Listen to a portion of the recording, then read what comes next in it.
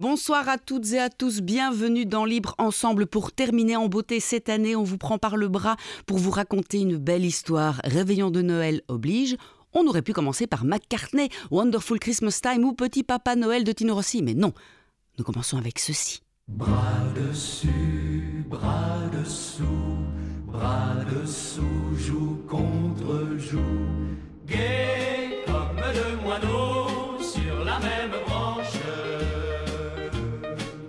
Et oui, bras dessus, bras dessous, ou la belle aventure du voisinage solidaire. On va vous parler d'une belle initiative aujourd'hui pour terminer l'année avec le sourire. C'est quand même bien, parce qu'on a vécu des années, une dernière année et une précédente encore plus difficile. Donc on vous raconte cette histoire, une association qui met en contact des personnes âgées de plus de 60 ans vivant à domicile, exprimant un sentiment de solitude ou d'isolement, avec des plus jeunes du quartier souhaitant passer un peu de temps, de plus jeunes ou des moins jeunes, du même âge, peu importe, mais en tout cas pour recréer du maillon et du lien social. Je suis ravie d'accueillir aujourd'hui autour de ces micros mes trois invités. Bonsoir mesdames, je suis ravie d'accueillir Marianne Massion, bonjour. Bonsoir Catherine. Bonsoir, vous êtes chargée de projet donc pour cette ASBL, bras dessus, bras dessous. Et nous avons des bras dessus, des bras dessous qui font couple depuis peu. Nous avons Régine et Céline, bonsoir mesdames. Bonsoir. Régine et Martine. Voilà, nous allons faire connaissance avec vous et vous allez nous raconter donc votre rencontre et votre histoire. On va peut-être d'abord commencer avec Marianne pour nous expliquer comment est née cette idée, comment a démarré la création de cette ASBL. Alors, la création de Bras dessus, bras dessous, et d'ailleurs, merci Catherine pour la musique, elle est fabuleuse. Ça va devenir un petit peu votre... C'est terrible, quoi. Je sens qu'on va la rechanter, on va la slogan. reprendre. Voilà, merci. On n'en avait pas encore écouté, mais donc voilà. Bras dessous est né maintenant il y a un peu plus de 6 ans, à l'initiative de Céline Rémy dans son quartier de Forêt. Une initiative citoyenne, donc. Elle voulait créer des liens entre voisins, jeunes et moins jeunes, se dire un petit peu, tiens, le petit monsieur que je vois tous les jours, et puis du jour au lendemain, je ne le vois plus, que devient-il? Est-il passé en maison de repos? Est-il chez lui? A-t-il des soins? Etc. Et donc, petit à petit, Céline a été à la rencontre de ses voisins, mais aussi du boulanger, du boucher, des maisons médicales, des kinés, et elle a un peu tissé des liens pour essayer de trouver les personnes les plus seules et qui vivaient un sentiment de solitude. Et elle a créé des premiers liens dans ce même quartier entre des aînés, qu'elle a appelés rapidement les voisinés, et des bénévoles qu'elle a appelés les voisineurs. Donc, les voisineurs rendant des visites aux voisinés. Et donc, c'est comme ça que sont nés très rapidement des premiers duos, voisinés-voisineurs, qui sortaient tout doucement l'aîné de sa solitude. Oui. Et... Donc, elle est allée frapper aux portes en disant, voilà, est-ce que vous avez accepté d'être un voisineur ou une voisinée, ou elle a fait des réunions?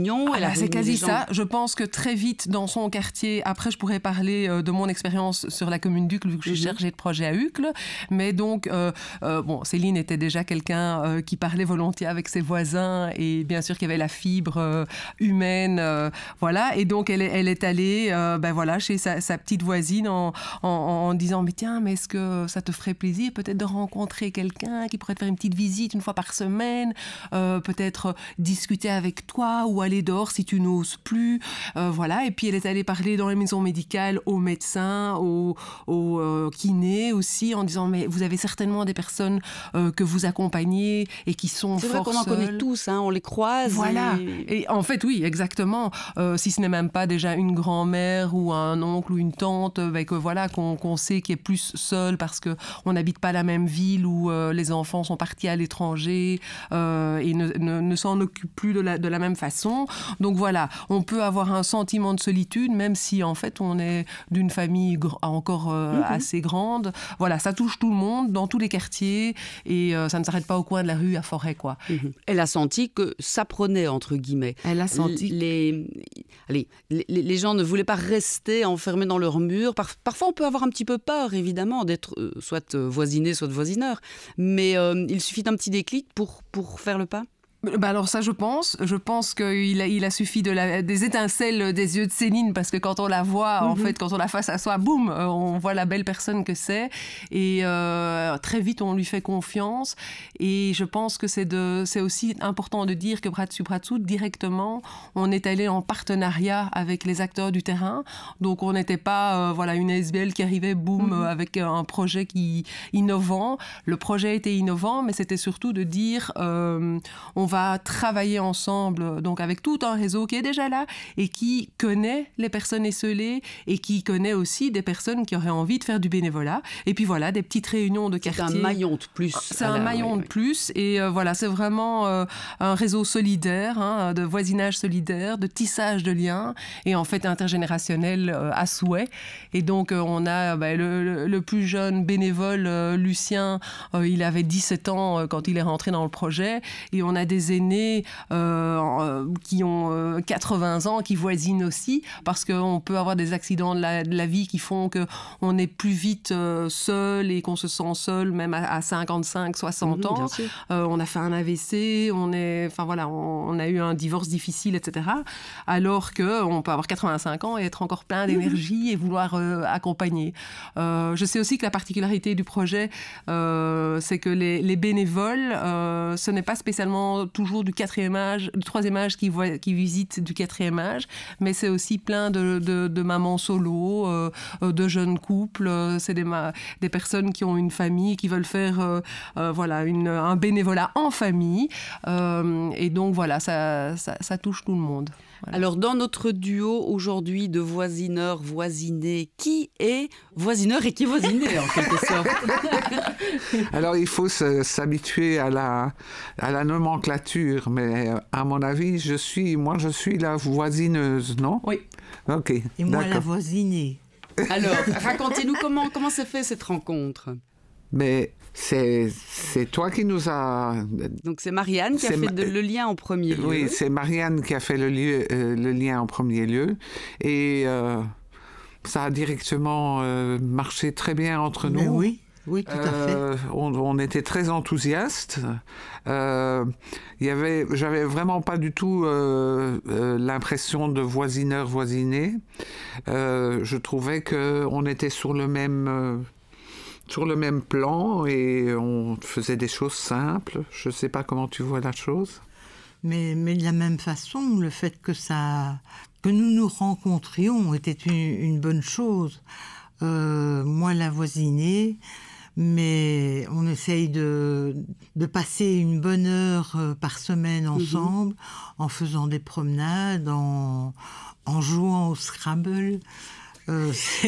Avec des résultats moyens ou moyens. Faut s'y remettre. Catherine, je peux faire une petite anecdote là, parce qu'en attendant le début de l'émission, on en discutait justement sur le pas de la porte avec Martine et Régine de leur partie avortée de Scrabble, encore pas plus tard qu'hier, où en fait elles m'ont dit, on a commencé à jouer et puis il y a Régine qui a mis sur le plateau KO. Et alors je dis, ah ouais, ça c'est vrai que ça fait beaucoup de points. C'était un bon petit mot. Ça ferme un peu le jeu. Et puis t'as Martine qui dit, oui, elle aurait pu mettre quand même OK. Et donc voilà, on a rigolé. C'est ça, parce le positivisme. Voilà, il faut le positivisme, Régine. Voilà, KO. Voilà. Et vous habitez le même quartier, okay. Alors, on est d'accord? Non. Pas très loin. On n'habite pas très loin. On n'habite pas très loin. Moi, j'habite à Rode-Saint-Genèse et j'avais vraiment le désir de faire du bénévolat. Mais comment vous avez rencontré Marianne alors? Et Marianne, je l'ai rencontrée par mon médecin. D'accord. On parlait du maillage tout à l'heure. Oui, c'est ça. Voilà. Et toi, en fait, tu es sur Rode-Saint-Genèse, donc bras dessus, bras dessous n'est pas encore sur Rode-Saint-Genèse, mais on est sur la commune d'Uccle qui jouxte, on va dire, Rode-Saint-Genèse, Alzenberg. Et Martine, elle est vraiment à la limite Uccle-Alzenberg. Et donc, du coup, c'est ce qu'on appelle quand même du voisinage de quartier, mais un peu plus agrandi qu'évidemment 2 rues à Uccle-Centre ou à Forêt-Centre. autres. Donc voilà. Et Régine m'avait bien dit au départ, oui, moi ça me gêne pas du tout de venir du côté de la gare du Clocalvout et du Bourdon faire un bénévolat, c'est très bien pour moi. Donc c'est comme ça qu'on s'organise. Oui, et Martine, qu'avez-vous dit? Parce que Martine, je vous ai appelé Céline en début d'émission, il me semble. Je suis désolée. Il a fait attention. C'est pas grave. Voilà. Martine, qu'avez-vous ressenti, qu'avez-vous pensé quand vous avez vu débarquer Régine et Marianne peut-être comment avez-vous connu, vous, le projet Bras dessus, bras dessous? Moi, je l'ai connu par le journal des seniors d'Uccle. Il y avait un petit encart de Bras dessus, bras dessous. Je l'ai lu parce que ça m'intéressait. Et il proposait d'envoyer un mail pour plus de renseignements. Et très rapidement, je crois le lendemain, j'avais quelqu'un au téléphone et tout de suite prise en prise. On va peut-être dire en charge, parce qu'il n'y a pas besoin d'être prise en charge, mais en tout cas, écoutez. Et puis Marianne est venue chez moi pour mieux se connaître, pour la première introduction, et voilà. Moi, j'ai été attirée parce que cet encart dans le journal s'adressait à des personnes seules ou en isolement, ce qui était mon cas à ce moment-là. Quelle était votre situation à ce moment-là, familiale ou de vie? Vous vous sentiez vraiment isolée ou vous aviez besoin un petit peu plus de compagnie? J'étais plutôt à me retirer chez moi et à ne plus sortir et perdre l'habitude de sortir aussi. Ah voilà, et vous en étiez consciente, vous vous êtes dit, il faut quand même un petit boost. Il faudrait, oui. Et donc, bras dessus, bras dessous, pour moi, était la solution. Il faut que je ressorte. mais pour ce faire, il faut parfois une étincelle. Mais oui, tout à fait. Et là, c'était une étincelle. Et alors, voilà. Marianne, quand vous vous mettez en contact, bras dessus, bras dessous, des personnes comme ça qui doivent se rencontrer, est-ce que vous choisissez, est-ce qu'il y a comme un casting, est-ce que vous vous êtes dit, tiens, il me semble que Régine pour Martine, ça va bien coller, ou non, vous laissez la vie faire les choses et puis on verra bien? Ah bien, tout à fait. Moi, j'opère vraiment des vrais matchings, comme on parle dans d'autres domaines. Non, mais ceci pour être sérieux, bien sûr. En fait, en amont, quand je rencontre tant les aînés que les bénévoles, donc je vais en général les rencontrer, les aînés, à leur domicile. Je fais une fiche d'identification, vraiment, que je remplis, avec toute une série de renseignements qui me seront utiles, des renseignements d'ordre très pratico-pratique et puis des renseignements qui me donnent vraiment une vue sur la personne que j'ai en face de moi, sur ses envies, ses habitudes, ses désirata, ses disponibilités, etc. Je fais la même chose avec les bénévoles. Et puis après, bien sûr, je me dis, mais tiens, Martine, mais je la vois bien avec Régine. Et donc, c'est comme ça que je passe un petit coup de fil à Martine, un petit coup de fil à Régine, et je leur dis, voilà, je crois que j'ai trouvé quelqu'un pour toi. Est-ce que tu veux... Donc, en l'occurrence, est-ce que la voisineuse, qui est Régine, tu veux bien m'accompagner? On va aller rendre visite à Martine. Et c'est comme ça qu'on fait le matching. Donc, après avoir fait les entretiens avec les unes et les autres, il peut se passer quelques semaines, parce qu'on n'a pas toujours quelqu'un comme ça à présenter qui correspond à la personne. Et on va. Et donc, c'est vrai que là, j'ai eu la joie, parce que je connaissais bien Martine, qui après pourra peut-être un peu parler, était déjà dans le projet Bras dessus, bras dessous. Elle est rentrée pour aussi donner son aide en pleine période Covid. On a fait tous des colis de Noël et des tournées papotes, etc., dont je lui laisserai peut-être le mot après. Et donc, je me suis dit, en fait, Régine, avec sa générosité, sa chaleur, je pense que ça va bien matcher l'une et l'autre. Et on est arrivés, Régine et moi, et tout de suite, j'ai vu qu'en fait, je pouvais presque partir, moi, en fait. Vous étiez déjà de trop. Voilà. J'étais presque déjà de trop dans la relation. Et donc, ça, c'est génial. Voilà, Régine, vous disiez tout à l'heure que vous aviez envie de bénévolat, vous vouliez être utile, faire quelque chose, et que donc votre médecin vous a mis en contact avec Marianne. Aujourd'hui, pas de regret, j'imagine. Avec BD, pas avec Marianne directement. Ah oui, c'est ça, c'est juste. Aujourd'hui, je suppose pas de regret, évidemment, mais qu'est-ce que vous alliez chercher dans le bénévolat? Pourquoi celui-là? Parce que vous auriez pu aussi aller servir la soupe, comme on dit, un petit peu rapidement, mais qu'est-ce que vous avez trouvé dans ce bénévolat-là et dans ces rencontres-là? bon, au départ, ce bénévolat m'a été proposé. Donc, c'était pas une initiative personnelle. Je cherchais un bénévolat, ça oui. Ça oui. Et donc, BDBD m'a été conseillé. Bratsu, BDBD. Oui, c'est ça. On a notre langage, on a notre code, hein. C'est comme tout groupe. Hein. Oui, m'a recommandé de chercher là et ça s'est très bien passé. Je trouve que c'est une organisation très dynamique, donc directement on passe à l'action. Et j'ai eu un très bon contact avec Marianne aussi, qui est très sympathique et très joyeuse et gentille. Et donc, je me sentais à l'aise. Je me sentais à l'aise et de mon côté, j'avais vraiment besoin d'aider. Je l'ai toujours eu un peu. Ce côté bénévolat. J'ai fait du bénévolat à peu près toute ma vie, de manière très différente. J'ai travaillé dans des musées de manière bénévole. J'ai travaillé dans un magasin de cristaux et minéraux comme bénévole. Et donc, quand je suis arrivée ici, je savais que j'allais faire un bénévolat, quoi. Et est-ce que la période... Vous êtes depuis quand à Bratsu Bratsu? Je suis depuis 1 an.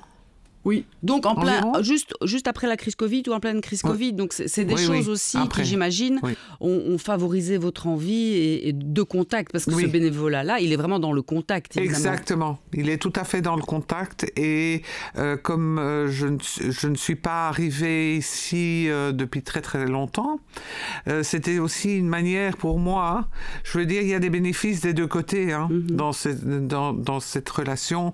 C'est que ça me donne des contacts aussi, parce que l'isolement ne concerne pas uniquement les voisinés, les voisineurs peuvent aussi souffrir d'isolement. Et donc, ça me fait un bien fou. Le mardi, c'est une bonne journée pour moi. Ah voilà, c'est votre mardi. C'est notre mardi. C'est notre mardi. Alors on a compris, vous êtes un bon duo, mais est-ce qu'on peut faire plusieurs duos? Je veux dire par là, est-ce que les voisineurs et les voisinés ou d'autres voisineurs et voisinés? Alors a priori, chaque aîné a un bénévole, donc un voisineur qui le visite. Maintenant, parfois, on a des bénévoles qui ont plus de temps et qu'on met parfois, du coup, sur 2 duos, et ils sont parfois le relais, c'est-à-dire que s'il y a un aîné qui est vraiment avec une grosse solitude et qui est très très seul, qui a beaucoup de demandes, il se peut parfois qu'il puisse un peu essouffler son voisineur parce qu'il demande vraiment de le voir beaucoup. Du coup, on met parfois 2 personnes chez cet aîné. Donc ça peut arriver que voilà, des vies, des périodes. Voilà, c'est des périodes. Mais je dirais que d'une manière générale, on en voisine seulement un. Mais je peux parler de certains super bénévoles. Voilà, par exemple, mon antenne à Uccle, j'ai une Pascal qui dit toujours, mais moi je ne suis pas voisineuse, mais sauf que Pascal, chaque semaine, elle va apporter parfois un pain, sortir un chien, voir que tout va bien chez 7-8 aînés. Donc en fait, elle est entre guillemets voisineuse de 7-8 aînés, mais ce n'est pas, comme elle dit, officiel. Je n'ai pas été faire le matching, mais c'est quelqu'un qui donne de son temps à des aînés chez nous. Donc, Martine et Régine, est-ce que vous avez l'impression que, bon, ça s'est renforcé avec la crise Covid, le confinement évidemment, beaucoup de jeunes sont en détresse aussi et presque seuls dans leur tête et parfois dans leur famille. Donc on vit une période très difficile et ça va pas s'arranger probablement. Est-ce que vous pensez que c'est notre époque? Est-ce que quand on était jeune, plus jeune, est-ce que dans les villages ou dans les villes, il y avait plus de solidarité, de contact? Est-ce que vous pensez que notre monde moderne, avec évidemment nos belles grandes télévisions, nos jeux, nos consoles, nos ordinateurs, on s'est un petit peu renfermé et qu'on se rend compte qu'en fait, on a tellement besoin de l'autre et des autres? Qu'est-ce que vous avez vécu dans l'enfance? Est-ce que vous auriez imaginé une grand-mère isolée comme ça? Ou non, ça ne se faisait pas à l'époque? Mais ça ne se faisait pas à l'époque du tout. Mais je n'ai pas vécu ce que vivent les aînés maintenant. À mon époque, c'était la grand-mère. Enfin, la grand-mère était toujours la première fêtée ou la première Elle était très entourée. Elle était très entourée. Donc, les voisins c'est dommage. Les voisins aussi avaient beaucoup d'importance, en tout cas dans la ville où j'habitais. Et c'était des réunions vers 5 heures pour la tasse de café. Et on se rencontrait, des voisines, nos voisins. Et puis c'était tous les jours, chez l'un, chez l'autre, voilà. Pourquoi est-ce qu'on a perdu ça, vous pensez? Pourquoi? Mais pourquoi? Pourquoi est-ce qu'on n'est plus les uns chez les autres? On court peut-être, on travaille trop. On pense beaucoup plus à soi. Je crois que ça a peut-être à voir avec le travail. Le travail et les distractions. Hein. Les distractions sont complètement différentes. Distractions individualistes. Exactement. On est tout le temps derrière son téléphone. Et bon, ça, on ne rencontre pas des gens hein, derrière son téléphone. Et on rigole plus même en jouant au Scrabble, même avec KO. Même quand on commence par KO, on rigole plus. Et je crois qu'en effet, rigoler, ça c'est une chose essentielle. De continuer à rigoler parce que les temps sont durs. Les temps sont durs pour tout le monde, pour les jeunes, pour les plus âgés, etc. Donc, rigoler, rire, se voir, faire la fête, même de manière tout à fait simple, ce sont des choses essentielles pour maintenir un certain niveau de joie ou d'enthousiasme. Comment ? D'humanité, peut-être. Oui, tout à fait. Et oser entrer les uns chez les autres, comme vous disiez, hein, oui. Martine, parce que Régine, elle a osé entrer chez vous. C'est pas évident, on a toujours peur un petit peu de déranger, de gêner, d'entrer dans la vie de l'autre. Puis en fait... pas du tout, j'ai pas expérimenté. C'est vrai. Je n'ai pas peur. Non, j'ai pas eu peur. J'ai pas eu peur, là. J'ai peur de beaucoup de choses, mais de ça, j'ai pas eu peur, parce que j'ai bien senti que Martine était une très bonne personne. Et ça se voit directement à son visage, à sa manière de regarder. Elle a un regard super gentil. Donc, c'est vrai, je confirme. On est en radio, les auditeurs ne le voient pas. J'étais pas affolée quand je suis rentrée chez elle, non. Marianne, bras dessous est étendu à toute la ville de Bruxelles et environ. Combien comment est-ce qu'on dit ? De voisins, de voisins, voilà. En chiffres, en quelques chiffres, voilà. Alors, quelques chiffres, hein, pour dire comme ça. Donc, bras dessous, comme je disais tout à l'heure, on existe maintenant depuis 6 bonnes années. Donc, on est présent sur les communes bruxelloises de, historiquement, Forêt, Uccle et puis Anderlecht. Et on est présente dans le Brabant wallon aussi, sur les communes de Ottigny, Wallin, Louvain-la-Neuve, ça c'est une entité, de Nivelles et de la Hulprix-Sansart, Genneval. Et tout nouvellement, depuis maintenant le mois de septembre, on a une nouvelle collègue, Amélie, qui développe à La Louvière, bras dessous. Donc voilà, on est en train de faire tâche d'huile. Alors évidemment, on rêve qu'un jour il n'y ait plus bras dessous, qu'on n'ait plus besoin de nous, et qu'en fait, comme ça se passait avant, comme le racontait Martine, que chacun s'occupe de ses aînés et qu'il les garde à la maison et qui sont voilà. Mais c'est pas vraiment dans l'air du temps. Mais donc voilà, bras dessous, c'est plus de 700 voisins accompagnés, plus de 700 aînés accompagnés. Donc voilà, dans les quartiers, il y a 3 chargés de projet à Bruxelles et donc 4 chargés de projet dans le Brabant wallon. Et nous sommes une petite équipe maintenant de 12 personnes. Et combien de bénévoles ? Et donc de bénévoles, donc il y a 700 voisins, donc on peut compter qu'il y a quasi une petite moitié, je dirais, de bénévoles qui sont dans le projet. Et donc voilà. Pour parler peut-être de ce que je connais, c'est-à-dire de Uccle, si je peux, Catherine. Voilà, donc on a démarré d'un tout petit quartier, en fait, en 2018. Une petite... j'avais posé une table table, 2 chaises lors de la journée sans voiture, rue Van der Kinderen à Uccle, à la bascule, avec des petits flyers pour parler de nous. Et puis de ces rencontres avec ses voisins qui passaient, on a fait une petite réunion dans un local récréatif du 3e âge où on était une quinzaine et boum, il y a tout de suite eu les premiers voisins, les premiers duos qui se sont créés. Très vite, on a pu occuper l'espace de ce centre récréatif du 3e âge. On a tissé les liens avec la commune d'Uccle, on a tissé les liens avec la boulangerie qui est juste à côté, qui nous offre chaque mardi à des moments collectifs des gâteaux, des tartes, etc. Et donc, ça a fait un petit peu tache d'huile. On est parti d'un petit quartier. Maintenant, on est présent sur toute la commune d'Uccle et on a identifié 5 quartiers sur lesquels on est. Donc, on va vraiment depuis la bascule jusqu'au Homborg, qui est à l'autre extrémité de Uccle. Et donc, c'est environ 170 voisins, je pense, sur Uccle. Donc, voilà, oui, c'est pas mal. Oui. Régine disait, c'est une organisation très active et vraiment bien gérée. Oui. Mais alors, comment fait-on? Comment vous aide-t-on? Est-ce qu'il y a des dons? Comment vous fonctionnez? Parce que c'est le moment, bon, il reste moins de 3 minutes pour cette émission, mais c'est le moment de lancer. Alors, ceux qui ont Internet, si je peux leur dire d'aller voir sur www.bradessus-bras-dessous.be, donc bras-dessus-bras-dessous.be. On a une toute nouvelle campagne de Noël.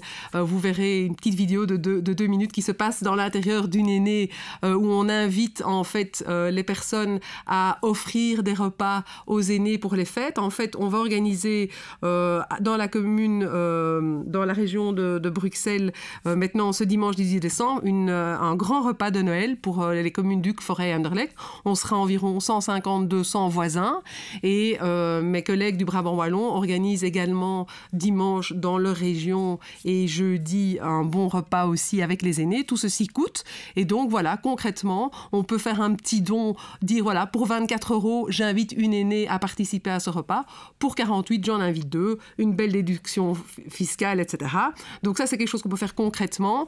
On vend aussi des magnifiques calendriers qui sortent la semaine prochaine. Ça, je vous le dis, Régine et Martine, parce qu'ils viennent d'arriver, ils sont en impression. Et donc, c'est 10 € le calendrier. Ils sont aussi trouvables sur notre site. Maintenant, il ne faut pas hésiter à appeler bras dessus, bras dessous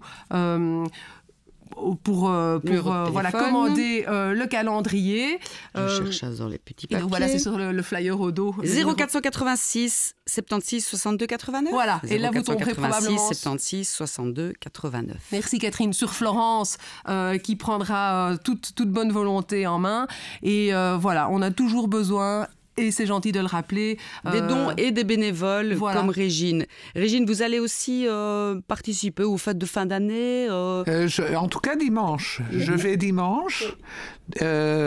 Martine avec aussi, Martine. d'ailleurs. En fait, toutes les deux, elles viennent à notre repas de Noël. Oui. Régine va prêter main forte pour décorer la salle, pour aménager la salle. Et Martine aussi, elle vient nous aider. Et son mari va véhiculer 1 ou 2 aînés qui va aller chercher et nous amener. Parce qu'il y a toujours des problèmes de mobilité, ça c'est important de dire aussi avec les aînés. Ils n'ont pas toujours une mobilité facile. Et voilà, on essaie de trouver des solutions. Oui, si un bénévole a aussi une voiture, voilà. Ça peut toujours aider. Plus facile. Petit mot de la fin, Régine, aucun regret, une envie même d'en faire plus l'année prochaine? Est-ce qu'on est presque dans les bonnes résolutions d'en faire plus, 2023? je ne suis pas sûre, parce que je fais d'autres choses à côté. Oui, et puis Martine demande déjà beaucoup de temps. Mais certainement continuer. Certainement continuer. Et Martine? Moi, je continue, je suis sur un bon chemin. Oui, c'est ça alors, aussi, le grand plaisir de voir que... c'est vrai que tu fais des petits pas pour essayer de devenir plus autonome, etc. La flamme est revenue, on va dire. C'est ça. Il suffit parfois d'un petit peu de feu. Voilà, un petit peu feu. Un petit peu de feu en ce Noël 2022. Merci beaucoup. On vous souhaite une bonne fête de bonnes fêtes de fin d'année à vous 3 et à vous tous auditeurs. Merci Marianne, merci Martine, merci Régine d'avoir été là. Catherine. On se quitte encore avec un petit peu les compagnons de la chanson. Merci Jacques Lizin, notre technicien son, sans qui cette émission ne pourrait exister. Joyeux Noël et bonne année à tous et aux compagnons. Joyeux Noël. Joyeux Noël. Joyeux Noël.